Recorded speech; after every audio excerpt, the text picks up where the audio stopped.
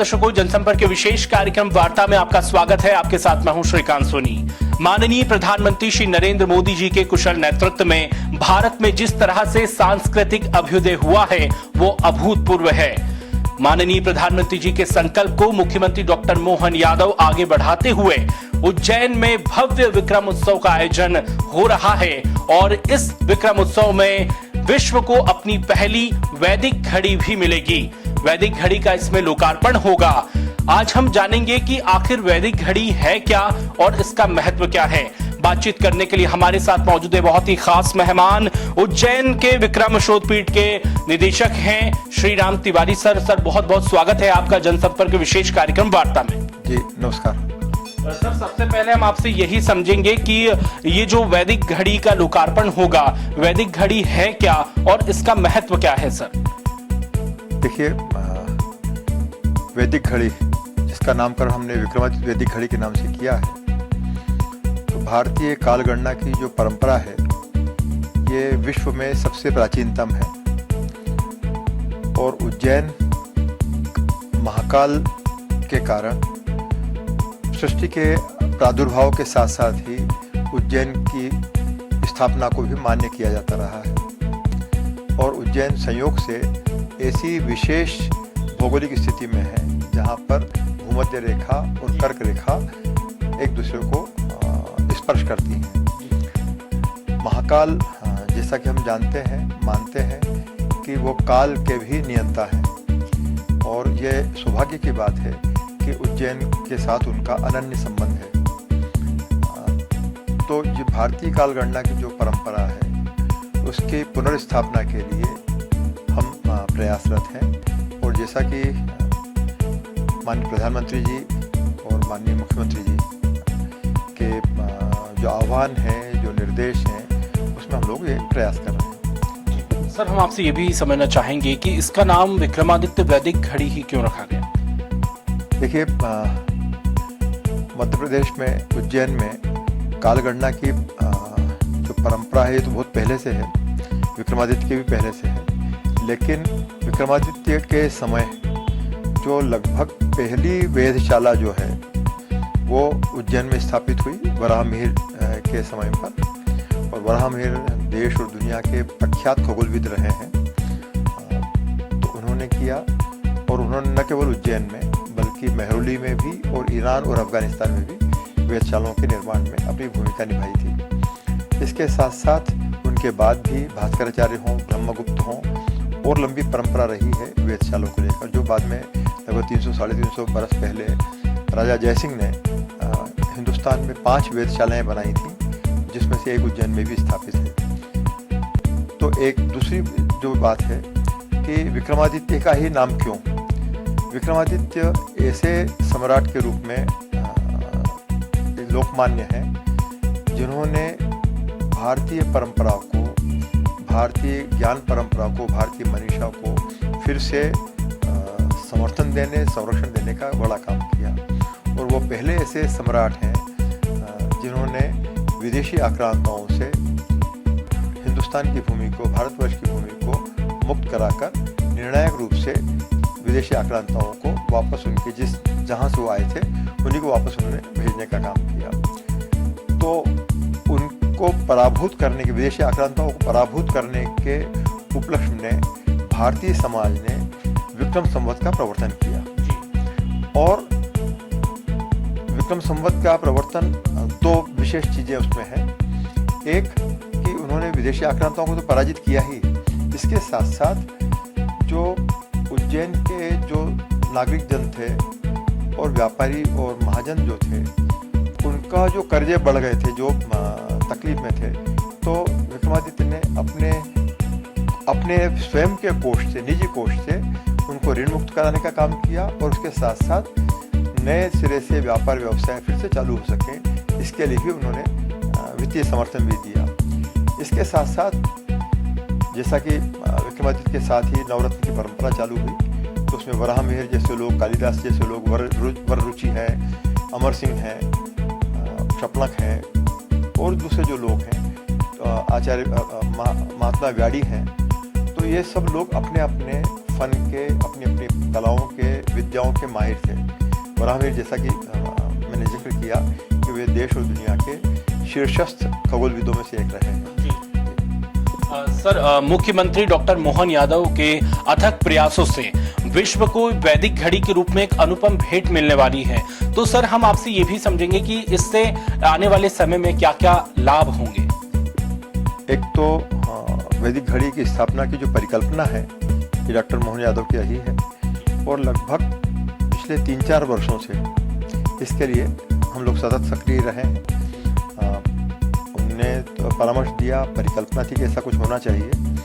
तो संयोग से आरोह श्रीवास्तव, ये मर्चेंट नेवी के में काम करते थे और इनको भी जुनून था, तो इन्होंने अपनी नौकरी छोड़ी, इंजीनियर हैं, और इन्होंने वैदिक घड़ी का ऐप तैयार करने का प्रयास किया और विक्रमादित्य शोधपीठ ने उनको सहयोग प्रदान किया।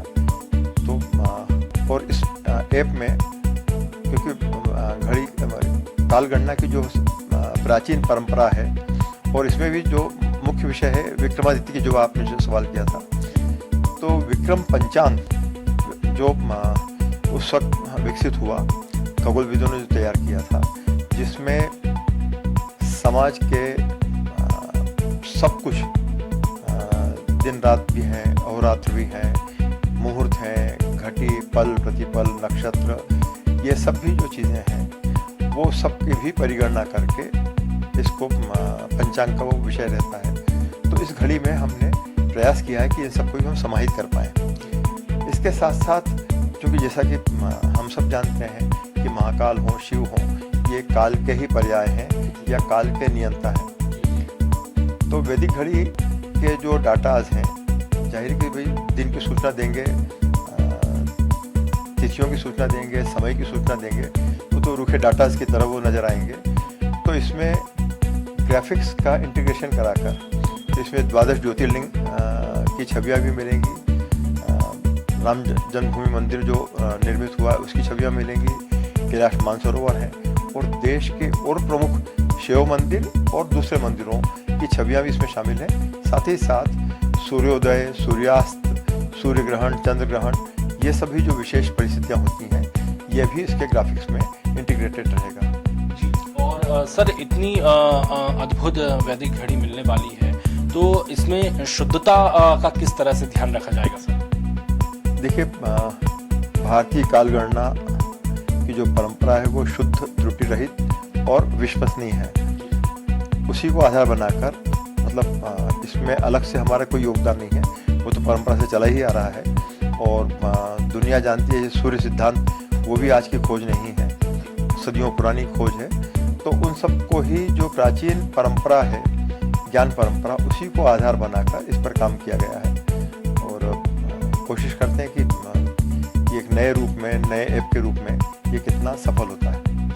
सर, उज्जैनी को हम समझें तो प्राचीन काल से ही काल गणना वहाँ पर होती है और कालों के देवता दक्षिणी मुखी महाकाल के रूप में वो विराजित हैं। तो उज्जैनी को हम किस तरह से समझें सर, और अब जो वैदिक घड़ी का लोकार्पण होगा वो कितना अपने आप में, उज्जैनी और वैदिक घड़ी जब वहाँ पर आ जाएगी सर, तो एक किस तरह से आप कहें कि क्या क्या इसके लाभ नागरिकों को मिलेंगे सर? देखिए, लाभ हानि में तो कहना बड़ा कठिन है, लेकिन जो सबसे पहली बात कि जो अभी तक जो कालगणना की जो परंपरा, विदेशी परंपरा जो है, जिसको हम सब मानते हैं, तो उसमें दिन की जो गणना है वो रात से चालू हो जाती है 12 बजे के बाद, जबकि दिन बदला नहीं है। तो जो सारी दुनिया जानती है कि सूर्योदय के बाद ही दिन का परिवर्तन होता है और सूर्यास्त के बाद रात आती है।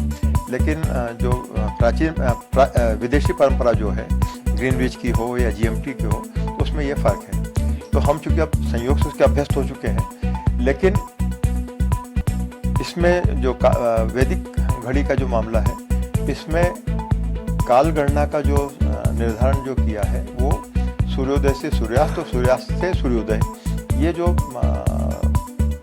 परिधि है जिसमें सूर्य का, पृथ्वी का, चंद्र का परिभ्रमण होता है, ये सब उसका हिस्सा रहेगा। और इसमें जैसे मैंने कहा, घटी है, पल प्रतिपल है, कास्ता है, नक्षत्र विचार है, सूर्य ग्रहण, चंद्र ग्रहण और जो समय में जो परिवर्तन होते हैं वो सब इसका हिस्सा रहेंगे। और वैसे भी हम ये देखते हैं कि जब हमको अपने जीवन के बड़े उत्सवों का निर्धारण करना होता है, शादी ब्याह हो, उपनयन हो या और बड़े विषय हैं, किसी सांस्कृतिक ज्ञान परंपरा के मनीषा के कार्य को लाभ हानि के दृष्टि से जांचना तो बहुत मुश्किल होता है। तो लेकिन सूत्र ये है, ध्येय और संकल्प ये है कि युग युगीन भारत की का जो वैभव है, ज्ञान परंपरा जो है, इससे हम खुद सुपरिचित हों और उससे शक्ति लेकर समाज का विकास करने का काम करें। तो वैदिक घड़ी भी इसी दिशा में एक प्रयास है। इस वैदिक घड़ी में जैसे कि अभी हम जो सामान्यतः एनालॉग घड़ियाँ या जो ग्रीनविच या जीएमटी के आधार पर जो घड़ियाँ देखते हैं, जो सामान्य जो घड़ियाँ हैं उसमें आप घंटा, मिनट और सेकंड इसकी सूचनाएं आपको मिल जाती हैं। और आजकल जो नई घड़ियों में आ गया है कि दिन है, वर्ष है, इसकी सूचना मिल जाती है और प्रिय रहता है। लेकिन इसमें वैदिक घड़ी के उसमें पंचांग का सारा जो मुख्य क्षेत्र है, चाहे उसमें चौघड़िया हो, नक्षत्र हो, शुभाशुभ समय की बात हो, मुहूर्त हैं सारे, तो वो सब भी इसके हिस्से होंगे और जिसको उसका जैसा लाभ लेना है वो ले सकता है और अपनी दिनचर्या का निर्धारण भी कर सकता है। लेकिन इसके साथ साथ इसमें एक खूबी हमने ये भी रखने की कोशिश की है कि जो जिन लोगों को भारतीय कालगणना के हिसाब से समय को देखना है, वैदिक समय को देखना है, वो तो जान ही लें। पर मान लीजिए कि हमारी जो आदत जिस तरह से है कि जो ग्रीनविच या जीएमटी की तरह से हमको देखना है, तो वो सूचनाएं भी इसमें रहेंगी। तो एक ही वक्त में आप वैदिक समय को भी देख सकते हैं और एक ही समय में आप जीएमटी और ग्रीनविच को भी, आप टाइम को भी देख सकते हैं, ताकि कोई अनावश्यक भ्रम न खड़े हों, तो जिसकी फिर जैसी ज़रूरत हो। सर, वैदिक घड़ी का लोकार्पण उज्जैन में हो रहा है, लेकिन हम और आम नागरिक किस तरह से वैदिक घड़ी का उपयोग कर सकते हैं सर, उसके बारे में भी आप बताइए। जी, तो इसको एक तो ऐप के रूप में डेवलप किया गया है, क्योंकि वेधशालाएं तो पहले भी थी, तो इसको ऐप के रूप में विकसित करके, क्योंकि ये आधुनिक टेक्नोलॉजी है और उज्जैन से इसकी 1 तारीख से शुरुआत होगी, पर ये शीघ्र ही जो है व्यापक लोक समाज के लिए, चाहे वो उज्जैन के लोग हों, चाहे वो भोपाल के हों, दिल्ली के हों या देश के बाहर हों, उन सब, हाँ, वैश्विक जो दर्शक है उनके लिए भी ये सहज उपलब्ध होगा। इसके हम अगले स्टेप में ये उपलब्ध हो जाएगा। बिल्कुल सर, आप कोई संदेश देना चाहें विक्रम उत्सव और वैदिक घड़ी के लोकार्पण का जो अब शुभ अवसर आने वाला है उसको? देखिए, जो बात हमने शुरू की कि माननीय प्रधानमंत्री नरेंद्र मोदी जी, मुख्यमंत्री डॉक्टर मोहन यादव का जो आह्वान है युग युगीन भारत के गौरव को पुनर्स्थापित करने के लिए, उसमें वैदिक घड़ी एक उसका हिस्सा मात्र है।